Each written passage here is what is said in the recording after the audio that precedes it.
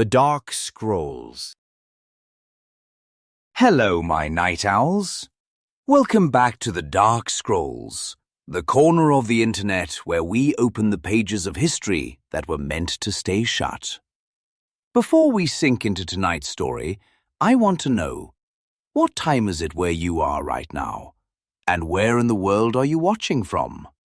Are you listening at 2 a.m. in bed, on a night shift, or during a quiet evening walk? If you love drifting off to these long, haunting histories, don't forget to like this video, subscribe to the Dark Scrolls, and ring the notification bell so you never miss a new chapter. Now, dim the lights, get comfortable, and let's begin. In the cold morning of May 19th, 1536, a French swordsman raised his blade and with one swift stroke severed the head of Anne Boleyn, Queen of England. Her crime: adultery, incest, treason. Charges so absurd that even contemporary observers doubted their validity.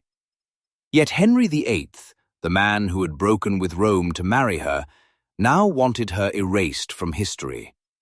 He forbade mourning, destroyed her images, and declared their daughter Elizabeth a bastard unworthy of the throne.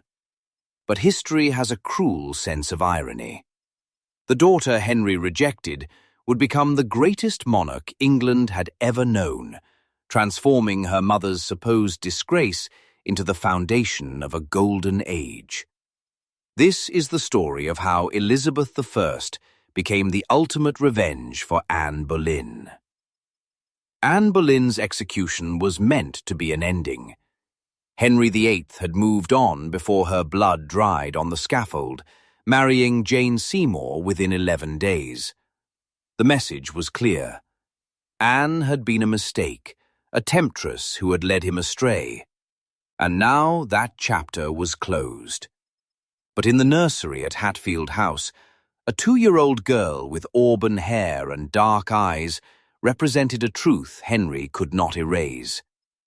Elizabeth carried her mother's blood, her intelligence, and her determination. Though Henry stripped her of her title and legitimacy, he could not strip her of her potential. The very qualities that had made Anne Boleyn dangerous, her wit, her education, her refusal to be conventional, lived on in Elizabeth. The circumstances of Elizabeth's childhood were designed to diminish her. After Anne's execution, the young princess was relegated to the bastard's household, her servants unpaid, her wardrobe inadequate. She was neither acknowledged nor completely forgotten, existing in a liminal space that reflected her father's ambivalence.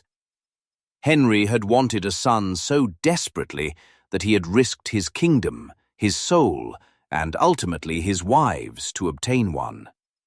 When Anne gave him a daughter instead, it seemed like a cosmic joke. Yet even as a child, Elizabeth demonstrated the qualities that would define her reign. She was studious, cautious, and remarkably astute at reading the dangerous currents of Tudor politics. Every slight she endured, every humiliation she witnessed, taught her lessons about power, survival, and the price of being a woman in a man's world. Anne Boleyn's fall had been orchestrated with chilling precision by Thomas Cromwell, Henry's chief minister, who turned the king's wandering affection into a legal case for execution.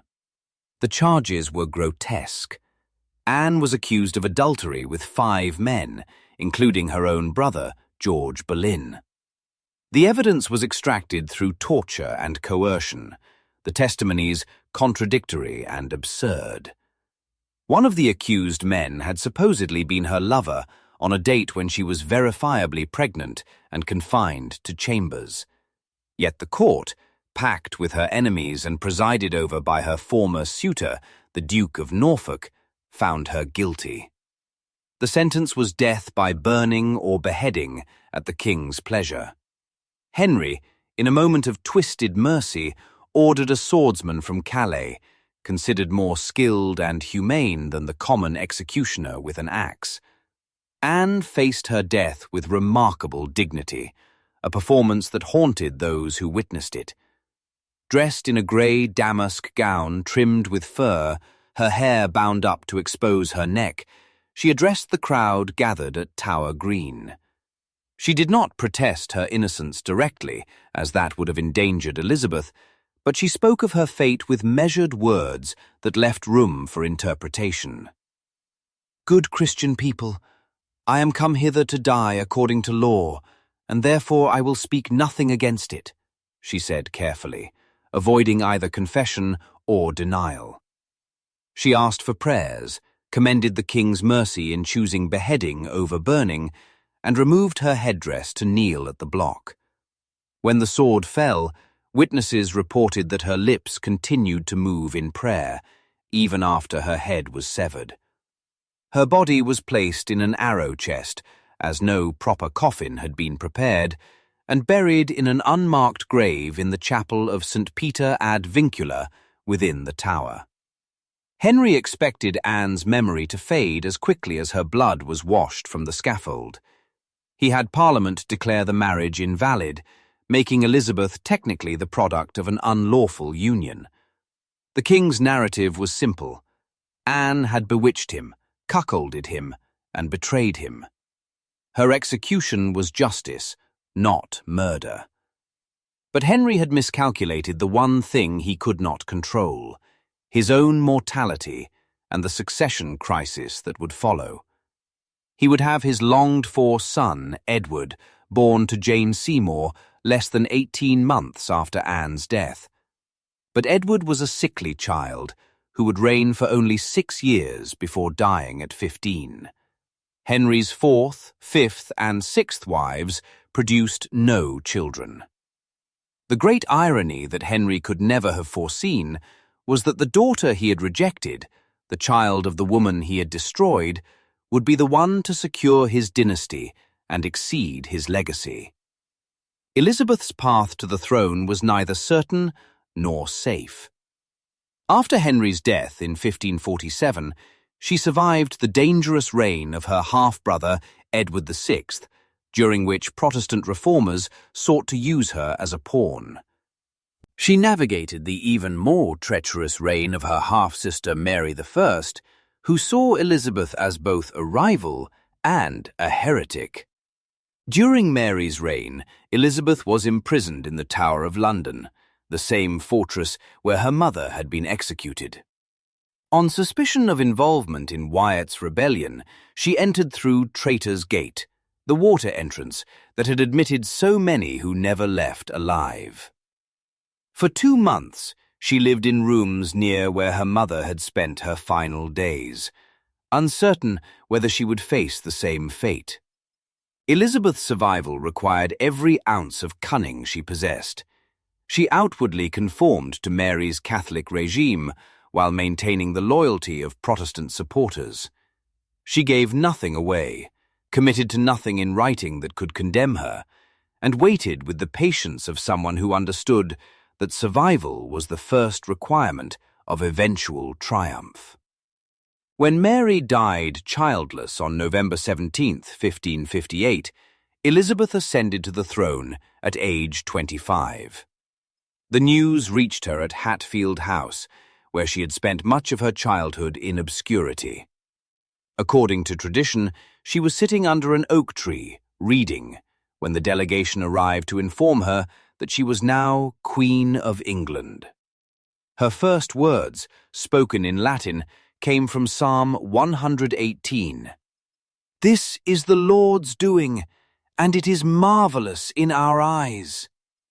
It was a moment of profound vindication. The bastard daughter, the child of the executed adulteress, the princess who had been lucky to survive. She was now the supreme governor of the Church of England, the anointed monarch, the woman who would shape the destiny of a nation. In that instant, Anne Boleyn's legacy shifted from disgrace to destiny. Elizabeth was not just her father's daughter, she was emphatically her mother's child, and she would prove it through every decision of her 45-year reign. Elizabeth's coronation on January 15, 1559, was a deliberate statement of legitimacy and power. The ceremony followed ancient traditions that stretched back centuries, connecting her to the long line of English monarchs, while also introducing elements that reflected her unique position. She processed through London, dressed in royal purple and gold, her red hair flowing freely as a symbol of virginity and majesty. The crowds that lined the street saw not a bastard or a woman of questionable birth, but a queen who embodied both the Tudor dynasty and the promise of a new era. The religious elements of the coronation were carefully managed. Elizabeth chose to be crowned by Owen Oglethorpe, the Catholic Bishop of Carlisle, after the Archbishop of York refused because she would not allow the elevation of the host during Mass. This compromise reflected the religious settlement she would pursue throughout her reign, a middle way that sought to unite a kingdom torn apart by decades of religious violence. The new queen understood that her legitimacy rested on a paradox. She was the daughter of Anne Boleyn, which meant she was the product of the marriage that had caused England's break with Rome and the establishment of the Protestant Church of England. Yet her father had legally bastardized her by declaring that very marriage invalid. Elizabeth's solution was brilliant in its simplicity. She never directly addressed the contradiction. Instead, she presented herself as Henry VIII's daughter and England's rightful queen by parliamentary statute and popular acclaim. She rehabilitated her mother's memory not through explicit declarations, but through the very fact of her successful reign. Every achievement, every victory, every year of stability became a testament to Anne Boleyn's worth. If Anne's daughter could be this magnificent, then Anne herself could not have been the evil temptress of Henry's propaganda. Elizabeth's religious settlement was Anne Boleyn's revenge in ecclesiastical form. Henry VIII had broken with Rome to marry Anne, making her the catalyst for England's Reformation. But Henry had remained theologically conservative, persecuting both Catholics who rejected his supremacy and Protestants who wanted more radical reform. His son, Edward VI, had pushed England toward Protestantism, while Mary I had violently restored Catholicism, burning nearly 300 Protestant martyrs in the process. Elizabeth's 1559 religious settlement established a moderate Protestant Church of England that would endure.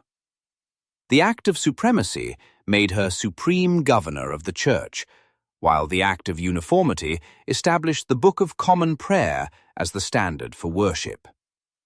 This was Anne's legacy made permanent.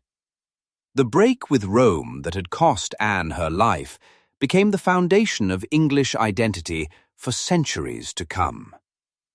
Elizabeth had accomplished what her mother never lived to see, a Protestant England that would never return to papal authority. The Queen's personal style echoed her mother's in ways both subtle and deliberate.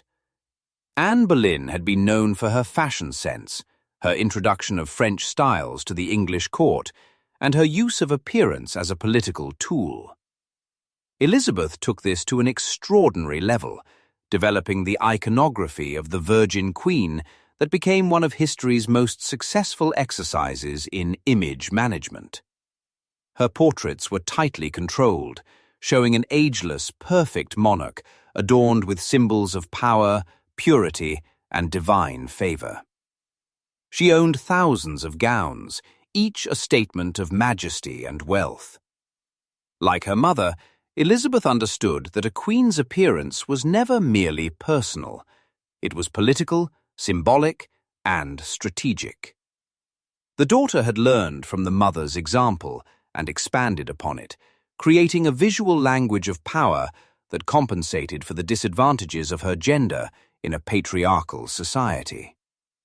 Elizabeth's court became a center of culture and learning that reflected Anne Boleyn's own intellectual interests. Anne had been educated in the sophisticated courts of the Netherlands and France, speaking French fluently, playing musical instruments, and engaging with the humanist and reformist ideas that were reshaping European thought. She had been a patron of scholars and reformers, promoting the translation of the Bible into English and supporting evangelical preachers.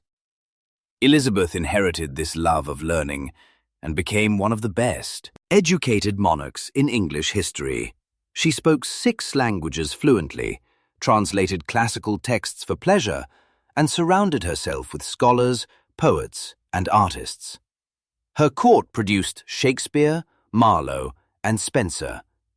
The Elizabethan age became synonymous with cultural flowering, a renaissance that made England a center of artistic and intellectual achievement. For the first time, this was Anne's daughter, fulfilling the promise of Anne's own intellectual curiosity and cultural sophistication. The question of marriage became Elizabeth's most powerful weapon and her most complex challenge. From the moment of her accession, she was pressured to marry and produce an heir. Parliament petitioned her repeatedly, her counselors urged her constantly, and foreign princes courted her persistently. But Elizabeth had seen what marriage had cost the women in her family. Her mother had been executed, her stepmother, Catherine Howard, had been beheaded, and her sister Mary had been humiliated by a husband who abandoned her. Marriage meant subordination, pregnancy meant mortal danger, and husbands meant the surrender of power. Elizabeth chose a different path. She entertained suitors, allowed courtships to develop, and used the possibility of marriage as a diplomatic tool while never actually committing. She presented herself as married to England, declaring at her coronation that she was wedded to her kingdom. This was not just rhetoric. It was a revolutionary redefinition of queenship that turned her gender from a liability into a source of unique authority. Robert Dudley, Earl of Leicester, came closest to marrying Elizabeth, and their relationship revealed the Queen's emotional complexity and political calculation. Dudley had known Elizabeth since childhood, and there was genuine affection between them. Rumors swirled that they were lovers, especially after Dudley's wife, Amy Robsart, died under suspicious circumstances in 1560, falling down a flight of stairs and breaking her neck. The scandal made marriage to Dudley impossible, as it would have confirmed the worst suspicions about their relationship and suggested that Elizabeth had been complicit in murder. Yet she kept Dudley close for decades, making him her master of the horse, granting him extraordinary honors, and creating an intimacy that fueled endless speculation. Some historians believe this was Elizabeth's way of having the emotional benefits of partnership while avoiding the political costs of marriage. Others argue it was a calculated performance designed to keep other suitors hopeful by demonstrating that she was capable of romantic attachment.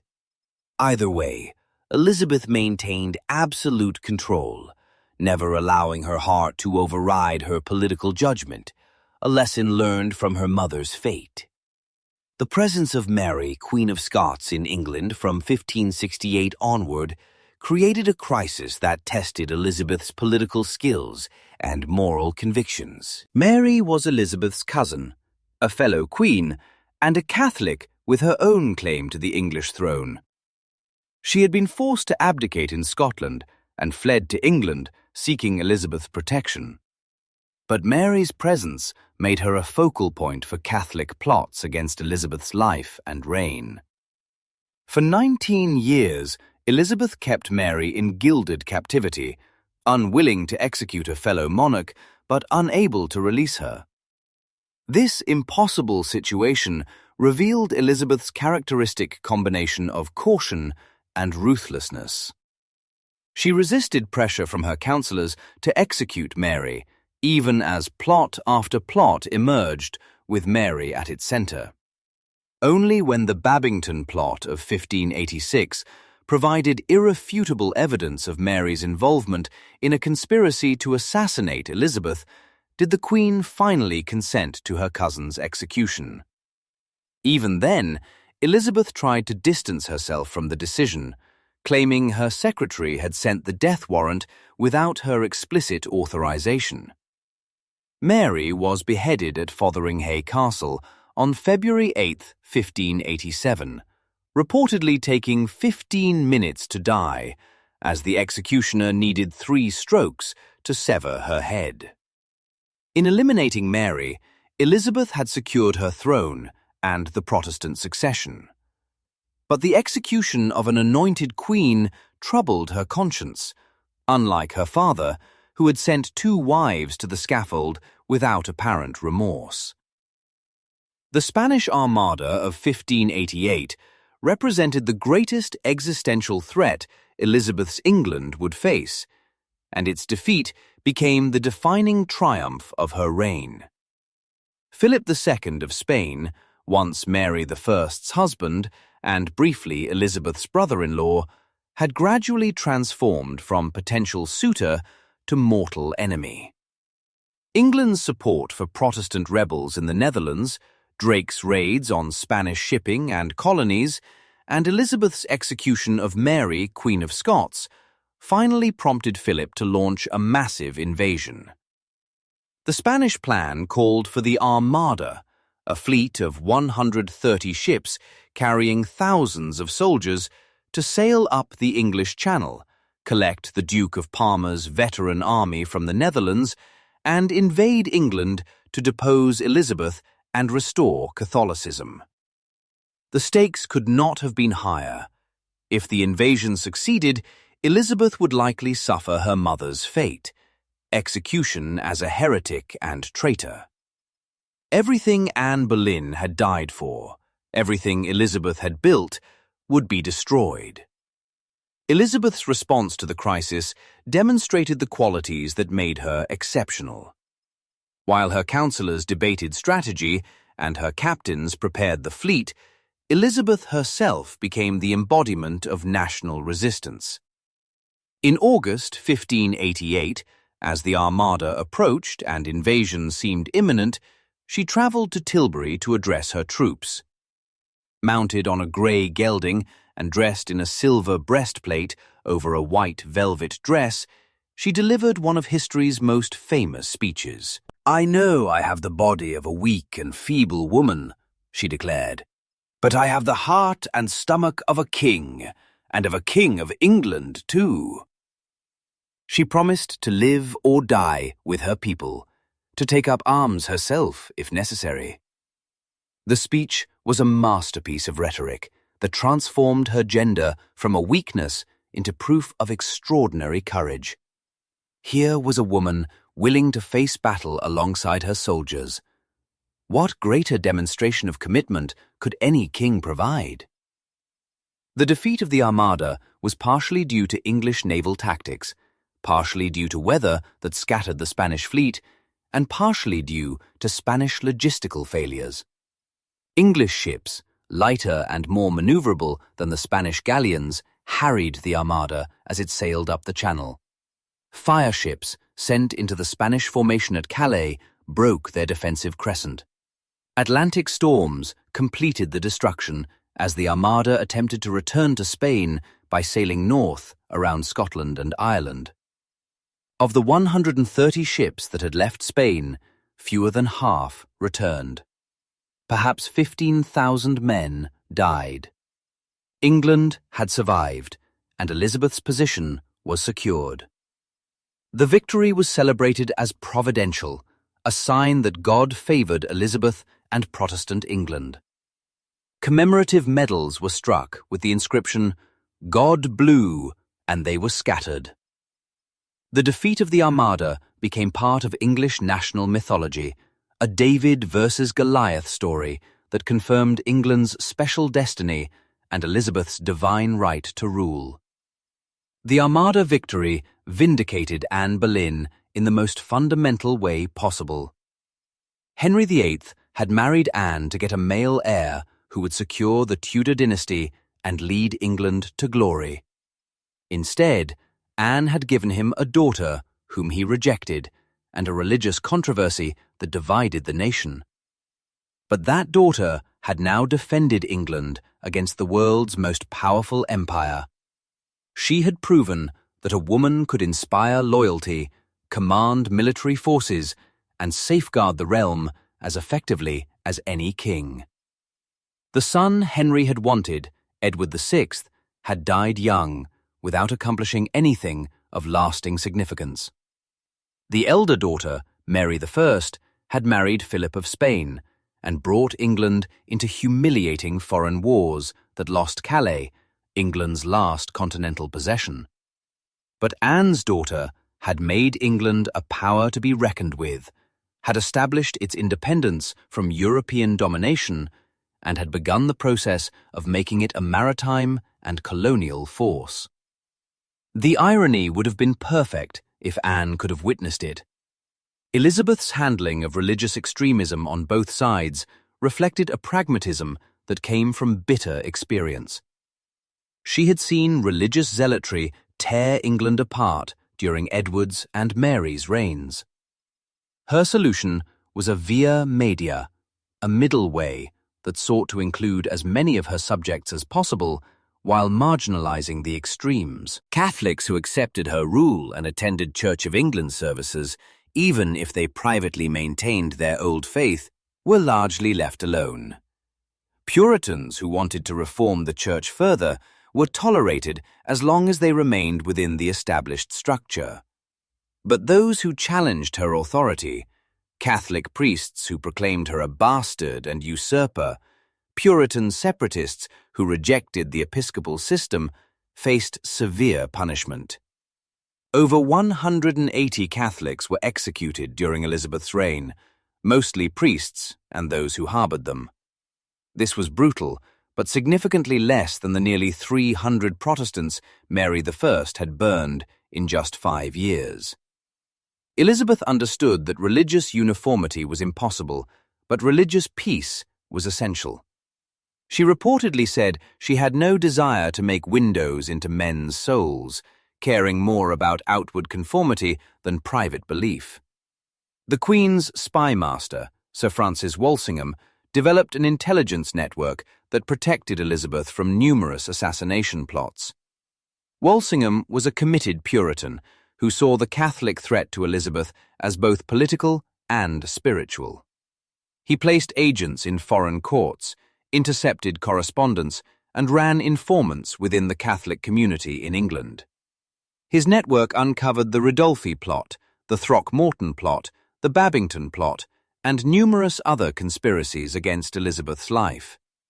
Many of these plots were linked to Mary, Queen of Scots, and it was Walsingham's patient intelligence work that finally provided the evidence needed to execute Mary.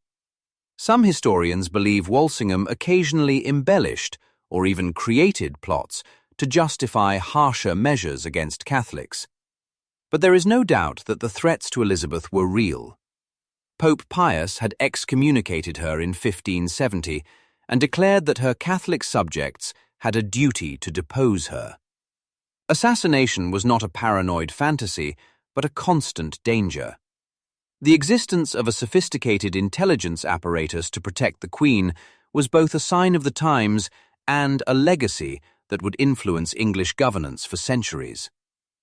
Elizabeth's relationship with Parliament was complex and occasionally contentious, particularly regarding marriage, succession, and her monopoly grants to favourites.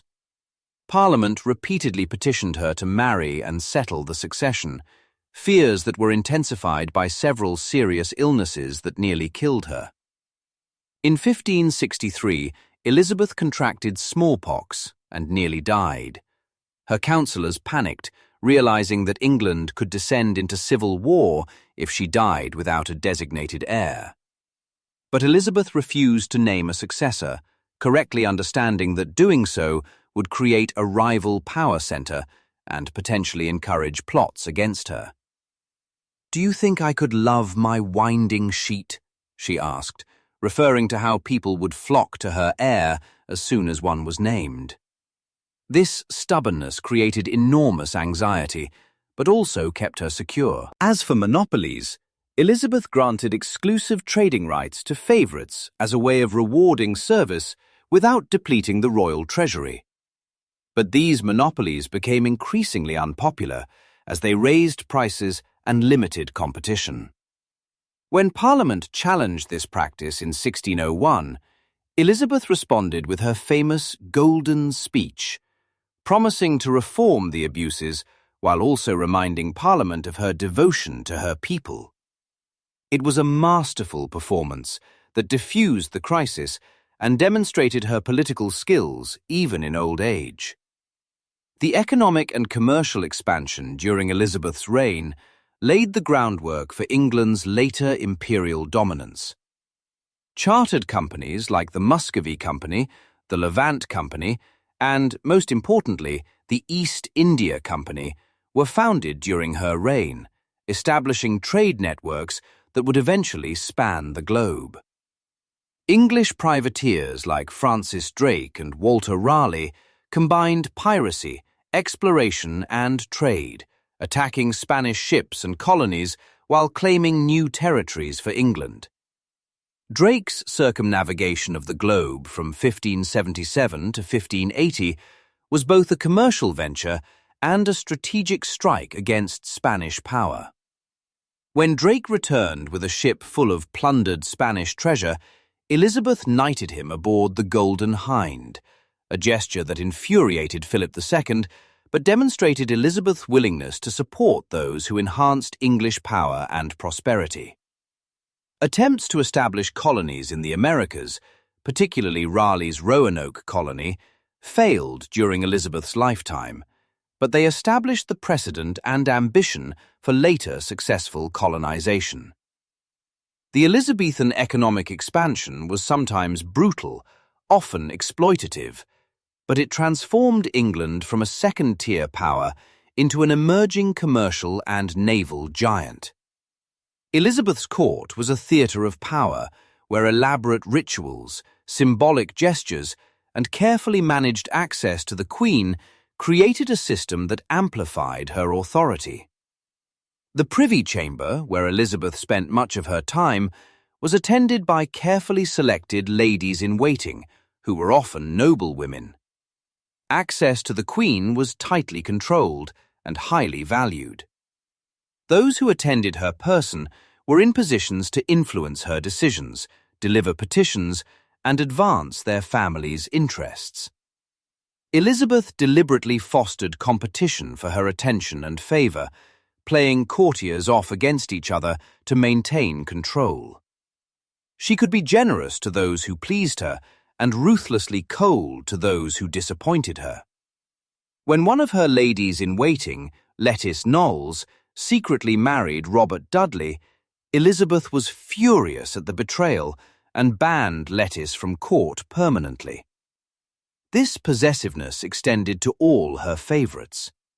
She expected absolute loyalty and became enraged when her courtiers married without her permission, viewing it as a form of disobedience and abandonment. The elaborate pageants, progresses, and entertainments of Elizabeth's reign served multiple purposes beyond mere pleasure.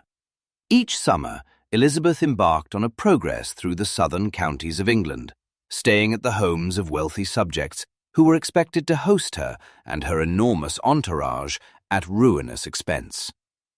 These progresses allowed Elizabeth to be seen by her people, reinforcing the bond between monarch and subject. They also kept her court moving, which was necessary for sanitation in an age without proper sewage systems. Most importantly, they distributed the financial burden of maintaining the royal household while reminding the nobility of their obligations to the crown.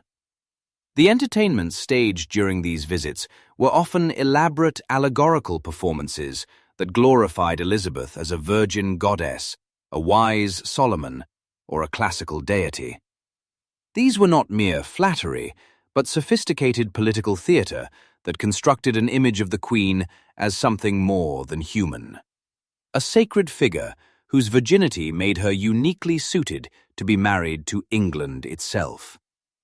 The cult of Gloriana, as Elizabeth came to be called, was a deliberate creation that served both political and psychological purposes. In a Protestant England that had rejected the veneration of the Virgin Mary, Elizabeth's imagery appropriated some of that Marian devotion and redirected it toward the Queen. Portraits showed her crowned, bejeweled, and surrounded by symbols of purity, wisdom, and power. The rainbow portrait shows her holding a rainbow with the inscription "Non sine sole iris," no rainbow without the sun, suggesting that her favor, like the sun, creates the rainbow of peace and prosperity. The Armada portrait depicts her with her hand on a globe, with the defeated Spanish fleet in the background, presenting her as the divinely favored protector of England. These images were reproduced and distributed, creating a visual propaganda campaign that reinforced her legitimacy and authority throughout the realm. Foreign visitors were awed by the spectacle of Elizabeth's court, which was designed to impress and intimidate in equal measure. Elizabeth's intellectual life was remarkable for any person of her era, but especially for a woman. She translated works from Latin, Greek, French, and Italian throughout her life, including Boethius's Consolation of Philosophy and parts of Horace, Plutarch, and Seneca. She composed her own prayers and meditations, which were published after her death. She engaged in theological debates with university scholars and foreign ambassadors, demonstrating a sophisticated understanding of the doctrinal disputes that divided Christianity. Her speeches, whether to Parliament, to her troops, or to her court, were carefully crafted pieces of rhetoric that demonstrated her classical education and her understanding of persuasive communication.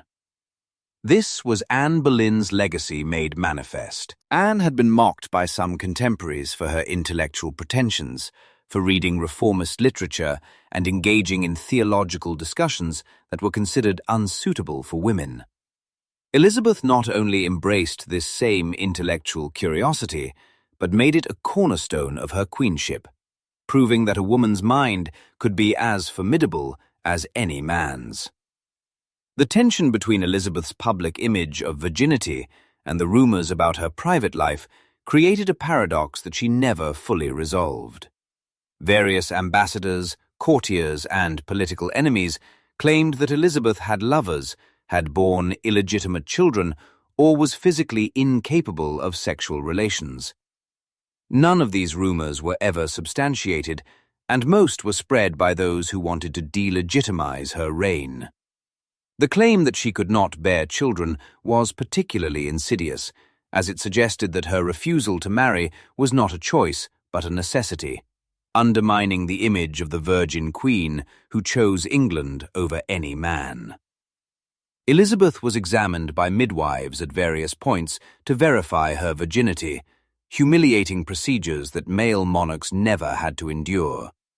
Whether she remained a virgin her entire life is unknowable and, in many ways, irrelevant.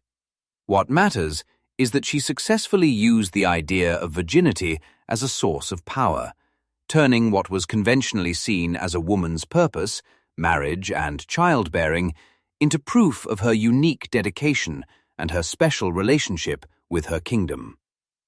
The rebellion of Robert Devereux, Earl of Essex, in 1601 was both a personal betrayal and a political crisis that demonstrated the dangers of Elizabeth's style of rule. Essex was young, handsome, and charismatic, a favorite who had enjoyed Elizabeth's affection for years despite his arrogance and military failures. When he was appointed to lead an army to suppress rebellion in Ireland, he failed spectacularly, made an unauthorized truce with the rebel leader, and then abandoned his command to rush back to England. He burst into Elizabeth's bedchamber early one morning, finding her without her wig or makeup, in a state of undress that no outsider was ever meant to see. It was a shocking violation of protocol and privacy, and Elizabeth never forgave him. When his privileges and monopolies were revoked, Essex attempted a coup, marching into London with armed followers to seize control of the court. The rebellion failed miserably. Essex was arrested, tried, and executed for treason in February 1601. Elizabeth signed his death warrant with less hesitation than she had shown for Mary, Queen of Scots. The young man had betrayed her in every possible way, and she would not make the mistake of mercy.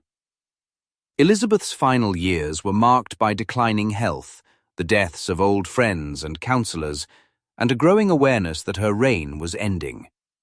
William Cecil, Lord Burleigh, her most trusted adviser for 4 decades, died in 1598. His son, Robert Cecil, took over many of his father's responsibilities, but the loss of Burleigh was deeply felt. The 1590s were economically difficult, with poor harvests leading to inflation and suffering among the common people. The war with Spain continued, draining resources without decisive victory. Elizabeth herself was aging visibly, despite the portraits that continued to show her as timelessly young. She still danced, still rode horses, still overawed visitors with her energy and intelligence, but she was in her 60s, in an age when that was considered very old. The question of succession loomed larger than ever, and Elizabeth finally, reluctantly, allowed her counsellors to communicate secretly with James VI of Scotland, the son of Mary, Queen of Scots, to prepare for his eventual accession. It was a pragmatic acknowledgement of reality. Elizabeth had no direct heirs, and James was the closest Protestant claimant with a strong hereditary claim. The Queen's relationship with the arts and literature created a cultural legacy that outlasted her political achievements. The Elizabethan age produced William Shakespeare, whose plays were performed for the Queen and whose history plays helped construct the Tudor myth of providential monarchy. Christopher Marlowe pushed the boundaries of dramatic tragedy before his mysterious death. Edmund Spenser wrote The Fairy Queen, an epic poem that allegorically celebrated Elizabeth as Gloriana and Belphoebe. John Lilly, Philip Sidney, and Ben Jonson all contributed to a literary flowering that made English a language of sophisticated artistic expression. For the first time, Elizabeth herself was a subject and patron of this literature, understood as a goddess, a virgin huntress, a wise ruler, and a symbol of England itself. This cultural efflorescence was not accidental, but the result of a court that valued learning, rewarded talent, and created an environment where artists could flourish. It was Anne Boleyn's daughter who created the conditions for England's literary golden age, transforming English culture in ways that would influence the world for centuries.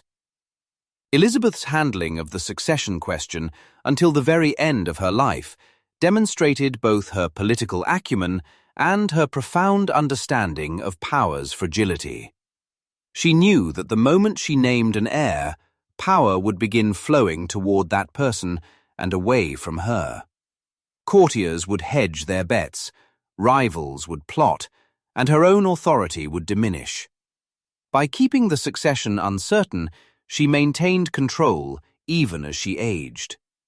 But this strategy also created enormous anxiety in the kingdom. What would happen when she died? Would there be civil war, foreign invasion, or a disputed succession that would tear England apart? Elizabeth's counsellors, particularly the Cecil family, worked quietly to ensure a smooth transition to James VI of Scotland. But they did so without Elizabeth's explicit authorization. She maintained the fiction of uncertainty almost to the end, reportedly only indicating her preference for James through gestures on her deathbed, when she had lost the ability to speak clearly. The transition from Anne Boleyn's daughter to Mary, Queen of Scots' son as monarch of England represented a historical irony that Elizabeth must have contemplated. Mary, whom Elizabeth had kept imprisoned for 19 years and eventually executed, would triumph through her son. James would unite the crowns of England and Scotland, achieving what Mary had failed to accomplish through multiple marriages and political schemes. Yet, this outcome also vindicated Elizabeth's careful management of the succession. By refusing to execute Mary earlier, despite numerous provocations, Elizabeth had maintained the possibility of this peaceful transition. By keeping England Protestant and powerful, she ensured that James would inherit a strong kingdom and have every incentive to continue her religious settlement. By fostering secret communications with James in her final years, she smoothed the path for his accession. When Elizabeth died on March 24, 1603, at Richmond Palace, the transition was remarkably peaceful. James was proclaimed king within hours, and he rode south from Edinburgh to claim his throne with minimal opposition. Elizabeth's death was mourned throughout England with a sincerity that spoke to the genuine affection many of her subjects felt for her. She had reigned for 45 years, longer than most of her subjects could remember. For many English people, Elizabeth was the only monarch they had ever known. The stability, prosperity, and national pride of her reign stood in stark contrast to the turbulent years that had preceded her accession. The elaborate funeral procession through London attracted enormous crowds. Her effigy, dressed in royal robes and wearing the crown, lay atop her coffin, creating the illusion that she was still present among her people one final time. She was buried in Westminster Abbey, in the same tomb as her half-sister Mary I, a reconciliation in death that they had never achieved in life. The Latin inscription on the tomb reads, "Partners in throne and grave, here we sleep, Elizabeth and Mary, in the hope of one resurrection." The reassessment of Anne Boleyn's reputation began almost immediately after Elizabeth's death and has continued ever since. During Elizabeth's reign, direct discussion of Anne was dangerous and unnecessary. Elizabeth validated her mother through achievement rather than declaration. But after Elizabeth's death, historians and commentators began to re-examine Anne's story with more sympathy. If Elizabeth was a great queen, then Anne could not have been the evil temptress of Henry VIII's propaganda. Gradually, an alternative narrative emerged. Anne as a victim of Henry's tyranny, a Protestant martyr, a woman ahead of her time who was destroyed by men who feared her intelligence and independence. This rehabilitation was not always accurate. It sometimes created a saintly Anne, who was as fictional as the demonic Anne of Tudor propaganda. But it recognized a fundamental truth. Anne Boleyn's significance lay not in how she died, but in what she had made possible through her daughter. The historical parallel between Anne Boleyn's fall and Elizabeth's triumph raises profound questions about justice, legacy, and the relationship between personal tragedy and historical progress. Anne was innocent of the crimes for which she was executed, yet her death was legal according to the standards of the time. Henry VIII had the power to destroy her, and he used it. But Henry could not destroy her legacy because he could not destroy Elizabeth, and he could not destroy the religious transformation he had initiated to marry Anne. The break with Rome, England's Protestant identity, and Elizabeth's reign were all consequences of Henry's decision to marry Anne Boleyn. In destroying Anne, Henry thought he was closing a chapter, but he was actually opening one that would define English history for centuries. This is revenge in its most profound form. Not personal vengeance, but historical vindication through unintended consequences. Elizabeth's refusal to marry can be understood as a direct response to her mother's fate and the fates of her stepmothers. Marriage had destroyed Anne Boleyn and Catherine Howard and effectively ruined Mary I. Even the women who survived their marriages to Henry VIII, Anne of Cleves, Catherine Parr, had been subordinated, used, and discarded when convenient. Elizabeth learned from these examples that marriage meant vulnerability, and that queenship and wifehood were fundamentally incompatible for a woman in her position.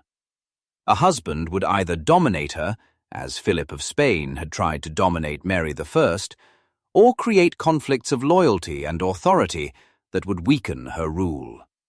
By remaining single, Elizabeth maintained absolute control of her kingdom and her person. This was a form of revenge against the patriarchal system that had killed her mother, a refusal to play by rules that were designed to ensure women's subordination. The Virgin Queen mythology that surrounded Elizabeth transformed her mother's sexual agency, which had been used against Anne as evidence of her supposed adultery and moral corruption, into Elizabeth's strength. Anne had been accused of seducing Henry, of using sexual manipulation to gain power, of being unable to control her desires. These accusations were designed to justify her execution and to reinforce the idea that women's sexuality was dangerous and needed to be controlled. Elizabeth's virginity was the ultimate refutation of this narrative. By remaining a virgin, Elizabeth proved that women could exercise power without sexuality, that female authority did not require male validation, and that a woman's value was not determined by her relationship to men. This was a revolutionary redefinition of femininity that challenged the fundamental assumptions of Tudor patriarchy. It was Anne Boleyn's daughter saying that women could be powerful on their own terms. The religious settlement Elizabeth established made permanent the break with Rome that Henry VIII had initiated for Anne's sake. The Church of England that exists today is a direct descendant of Elizabeth's religious policies. The Book of Common Prayer, the structure of Anglican worship, and the via media between Catholicism and Protestantism all reflect Elizabeth's settlement. In this way, Anne Boleyn's legacy extends beyond English history into global religious history. The Anglican Communion, which includes millions of believers worldwide, traces its origins to the political and religious circumstances surrounding Anne's marriage and Elizabeth's reign. This is revenge on a theological scale. The woman condemned as an adulteress and heretic became, through her daughter, the foundational figure of a religious tradition that has shaped Christianity for over 4 centuries. The military achievements of Elizabeth's reign, particularly the defeat of the Spanish Armada, represented a profound reversal of the military humiliations England had suffered during earlier Tudor reigns. Henry VIII, despite his pretensions as a warrior king, had achieved no significant military victories and had squandered enormous sums on futile wars in France.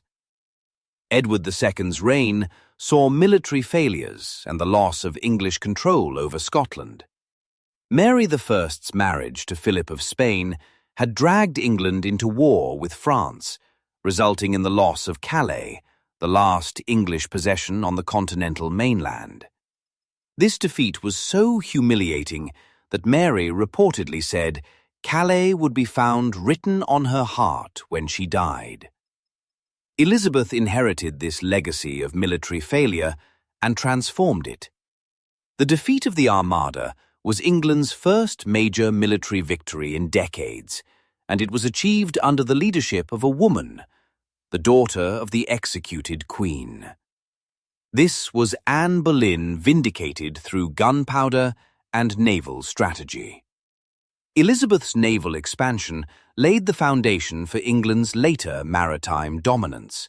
During her reign, English shipbuilding advanced significantly, creating vessels that were faster, more maneuverable, and better armed than their continental rivals.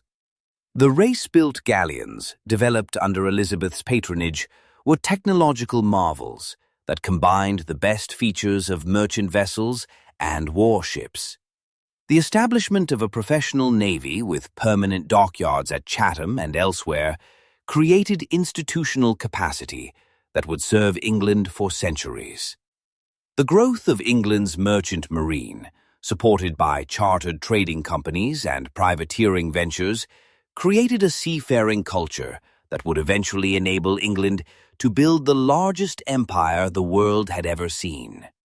All of this began under Anne Boleyn's daughter, who understood that England's future lay on the seas rather than in continental land wars. The colonization efforts during Elizabeth's reign, though largely unsuccessful in her lifetime, established the ambitions and precedents for later empire building. Sir Walter Raleigh's attempts to establish colonies in Virginia failed, with the Roanoke colony disappearing mysteriously. But these failures taught valuable lessons and kept alive the dream of English settlement in the Americas. Elizabeth granted charters, encouraged exploration, and rewarded those who attempted colonization even when they failed. The narratives of exploration and discovery that proliferated during her reign created a national mythology of English maritime destiny. Richard Hakluyt's The Principal Navigations, Voyages, Traffics, and Discoveries of the English Nation, published in 1589, compiled accounts of English voyages and presented them as part of a divinely ordained mission to spread English civilization and Protestant Christianity. This was the ideological foundation of later imperialism, and it was constructed during Anne Boleyn's daughter's reign. Elizabeth's diplomatic skills were tested throughout her reign as she navigated relationships with France, Spain, Scotland, and the Holy Roman Empire, while maintaining England's independence and Protestant identity. She played potential suitors against each other, using marriage negotiations as diplomatic tools, without ever committing to any match. She supported Protestant rebels in the Netherlands against Spanish rule, providing enough assistance to prevent Spanish victory, while avoiding full-scale war for as long as possible. She maintained an alliance with Protestant German princes, while avoiding entanglement in their conflicts with the Catholic Habsburgs. She corresponded with Catherine de' Medici and her sons, the kings of France, maintaining tolerable relations despite religious differences and occasional conflicts. This diplomatic balancing act required extraordinary skill and nerves of steel. Elizabeth had to appear strong enough to deter aggression, but not so aggressive as to provoke a coalition against her. She had to support co-religionists abroad, while maintaining that she respected other sovereigns' rights to govern their own territories. She had to manage Parliament, her councillors, and public opinion, while conducting secret negotiations that sometimes contradicted her public positions. The economic policies of Elizabeth's reign promoted trade and commerce while maintaining a mercantilist framework that sought to maximize English wealth at the expense of rivals. The regulation of trade through chartered companies, the promotion of domestic manufacturing, and the encouragement of privateering against Spanish shipping all reflected a coordinated effort to increase English prosperity. The Poor Laws enacted during Elizabeth's reign, particularly the 1601 Poor Law, established a system of parish-based relief that would remain in place for centuries. These laws recognized that government had a responsibility to prevent starvation and social disorder by providing for those unable to work. This was not charity but pragmatic governance, a recognition that social stability required addressing the needs of the most vulnerable. The economic expansion of the Elizabethan period created both winners and losers, as enclosure of common lands displaced rural populations and inflation eroded the value of wages.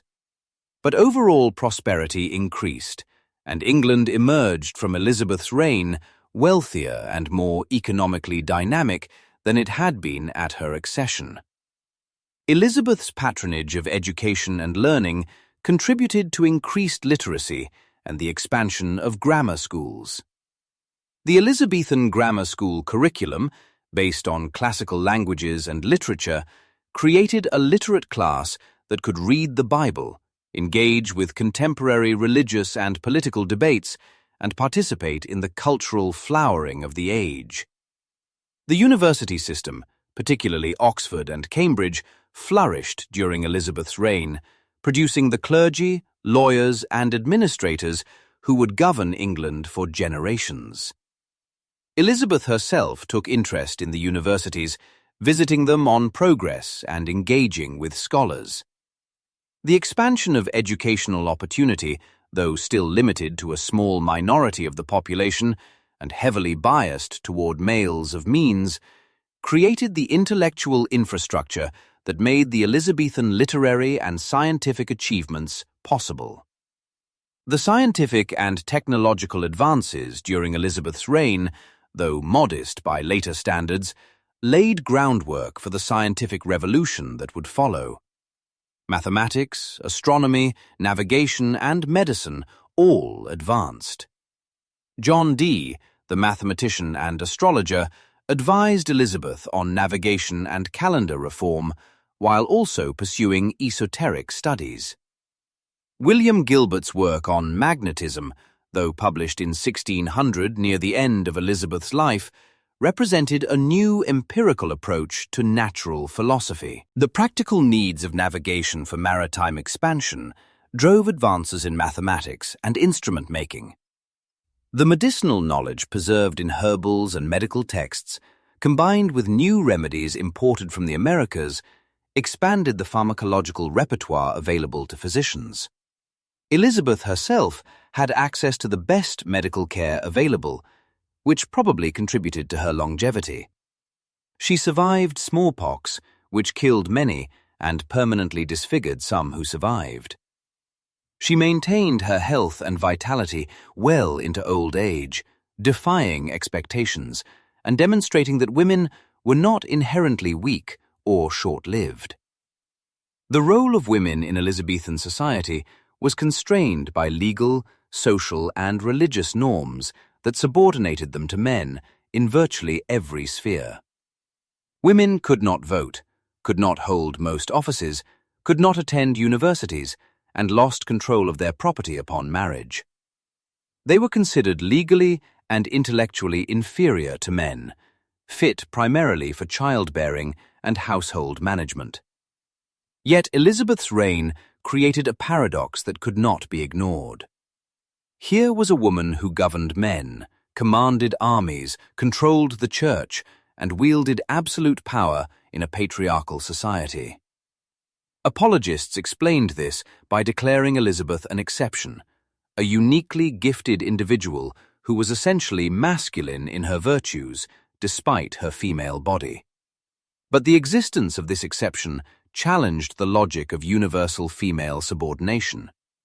If one woman could rule successfully, why could women not participate in governance, education, and other spheres? Elizabeth herself did little to advance women's rights in any systematic way. She was not a feminist in any modern sense, but her very existence as a successful female monarch created a precedent and an argument that subsequent generations would use to expand women's opportunities. The question of Elizabeth's inner life, her thoughts, feelings, fears, and regrets, is impossible to answer definitively, but her actions and recorded words provide glimpses. She wrote prayers and meditations that reveal a woman keenly aware of her responsibilities and the constant danger she faced. She spoke often of her love for her people and her desire to be remembered as a good queen who had served England faithfully. She expressed frustration with her counsellors who pressured her to marry, anger at courtiers who betrayed her trust, and genuine affection for favourites like Robert Dudley and even the traitorous Essex. But did she ever think of her mother? Did she wonder about the woman she could barely remember, whose execution had shaped her entire life? The historical record provides no clear answer, but it seems impossible that Elizabeth could have avoided such thoughts entirely. Every time she faced questions about her legitimacy, every time someone referenced her mother's supposed crimes, Every time she considered marriage and the dangers it posed to queens, Anne Boleyn's ghost must have been present. Elizabeth's final speech to Parliament in 1601, known as the Golden Speech, provides insight into how she wished to be remembered. "Though God hath raised me high, yet this I count the glory of my crown, that I have reigned with your loves," she told the assembled members. She emphasized her devotion to her people, her willingness to sacrifice her own interests for theirs, and her hope that she would be remembered not for her power, but for her service. "There is no prince that loves his subjects better, or whose love can countervail our love. There is no jewel, be it of never so rich a price, which I set before this jewel. I mean your love." This was masterful rhetoric, but it also reflected genuine sentiment. Elizabeth had devoted her life to her kingdom, had foregone marriage and children, and had survived constant danger to preserve England's independence and Protestant identity. Whether this was worth the personal cost, only she could judge. The mythology that grew up around Elizabeth during her lifetime and after her death transformed her into a symbol that transcended her actual historical person. Gloriana, the Virgin Queen, Good Queen Bess, these were not just nicknames, but mythological constructs that served political and cultural purposes. Elizabeth became the embodiment of English nationalism, Protestant faith, and female power. Later generations would invoke her name to justify empire, to argue for English exceptionalism, and to demonstrate that women could lead effectively. This mythologization was not entirely inaccurate, but it simplified and sanitized the complex reality of Elizabeth's reign. She was a brilliant ruler who was also capable of ruthlessness, vanity, and political cruelty. She promoted exploration and commerce that brought wealth to England, while also enabling exploitation and suffering in colonized territories. She maintained religious tolerance by contemporary standards, while also executing hundreds of Catholics. She was neither the goddess of myth nor the simple woman beneath the crown, but something more complicated and human.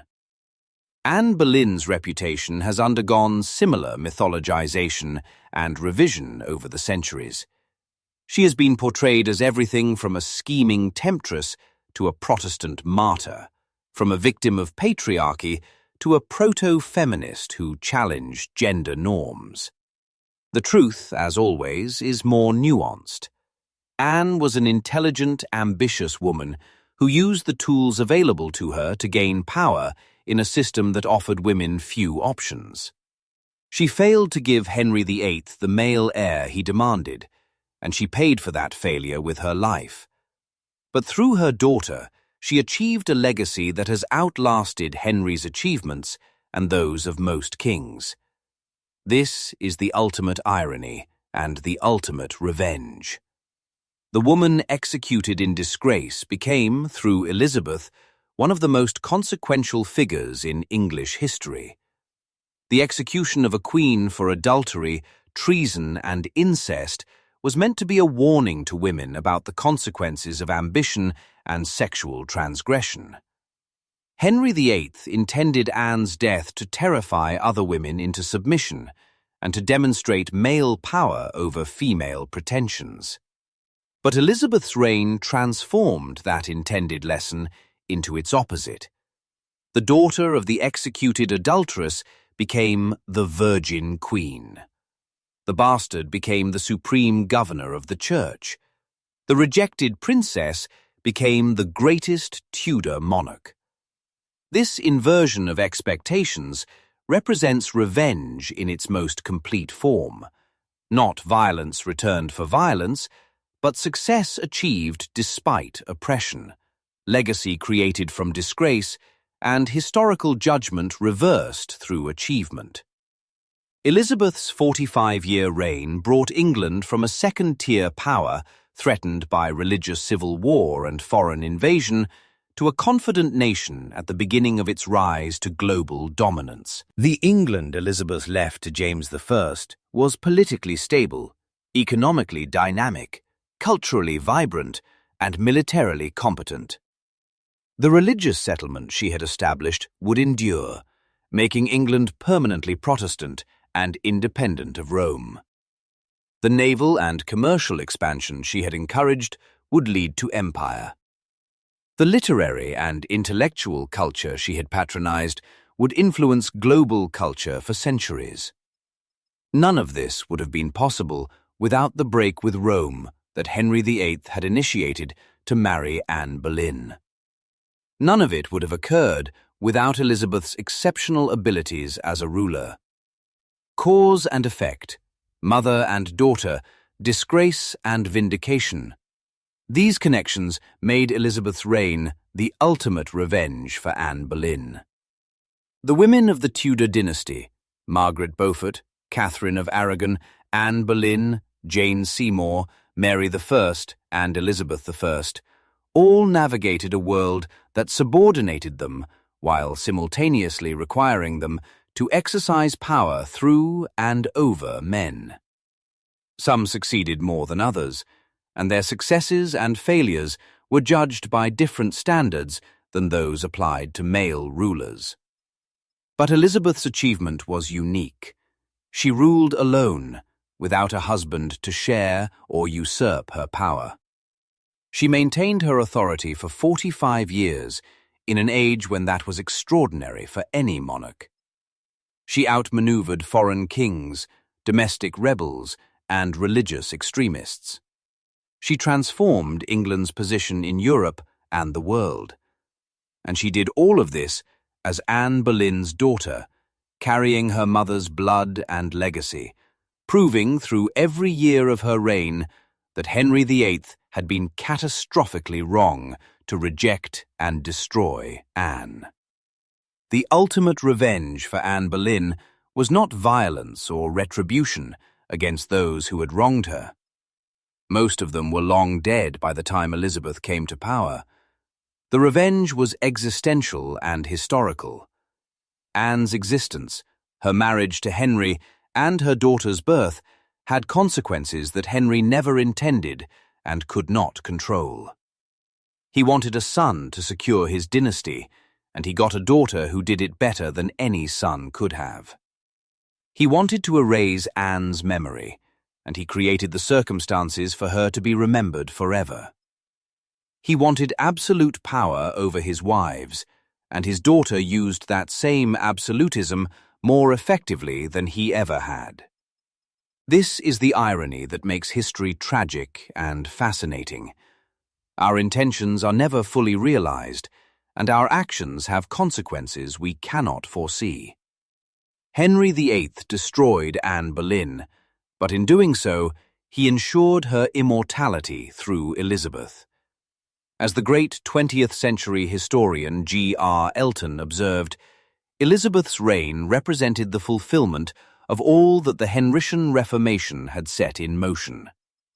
Anne Boleyn set that in motion, however unknowingly, however unwillingly. Her marriage to Henry VIII broke England from Rome. Her daughter made that break permanent and transformed it from a royal whim into a national identity. This was revenge in its most complete form, not anger or violence, but vindication through achievement, reputation through success, and justice through history's long arc. Anne Boleyn was executed in disgrace on May 19, 1536. Her daughter, Elizabeth I, died peacefully on March 24, 1603, having reigned for 45 years as one of history's greatest monarchs. The arc from the one to the other is the arc of revenge, redemption, and the ultimate triumph of unintended consequences over intended outcomes. This is why Elizabeth I was indeed the ultimate revenge for Anne Boleyn. If you're still here, my night owl, Thank you for wandering through the dark corridors of Tudor history with me. Now it's your turn to talk to the Dark Scrolls. What time is it where you are right now? Which country or city are you listening from? Tell me in the comments. I read them while brewing my own late-night tea. If this story helped you fall asleep, kept you company, or just made you see Anne Boleyn and Elizabeth I in a new light, please drop a like, subscribe to the Dark Scrolls, and share this episode with someone who loves dark history. Until next time, keep your candles low, your mind open, and your heart steady. This is the Dark Scrolls, signing off for the night. Thanks for watching. Subscribe for more.